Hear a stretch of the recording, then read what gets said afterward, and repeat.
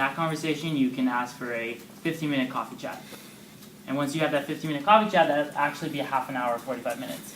And then you have another conversation, and those first few meetings, you just get to know the person, and then they'll answer whatever you send them. In addition to that, it also works to reach out through organizations if you want it. Like y'all are in Basis, right? And Basis has pretty legit contacts throughout the startup community. So it's possible you could reach out through, who's President Ricky? No, that was last year.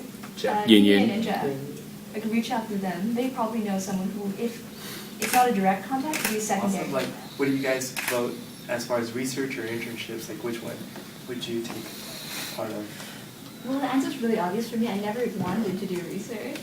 Yeah. So for me, it was more like which industry should I focus in? Because as a freshman, I was like, should I go into banking and consulting, or do I really want to do this marketing startup thing? So my first summer, I worked for Ernst & Young in their M&A, and I was like, okay, that was pretty terrible. I now know I do not want to be an investment banker. And then, yeah, my second summer, I worked for a marketing firm in Asia, and that was a lot of fun. But they were one of those huge companies, Procter & Gamble. And I felt like I was missing something in terms of hands-on. Like Paul Graham, who runs Y Combinator, I interviewed him and his team for 5 hours for a class. And no one, the companies he funds get maybe an hour a week with him. So that's one hack. But the other one, just asking for a 5-minute follow-up chat, and then following up. Where would the conversation follow? Where would it go?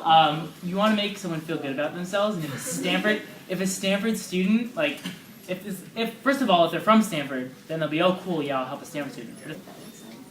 And a coding framework.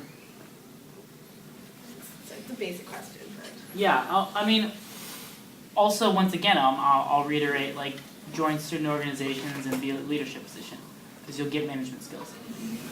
I think if you show management skills in non-academic areas, that can easily be built on later.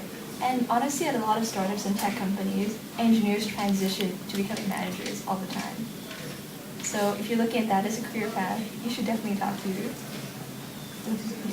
But I know when I was on the East Coast, you always refer to teachers like professor or doctor.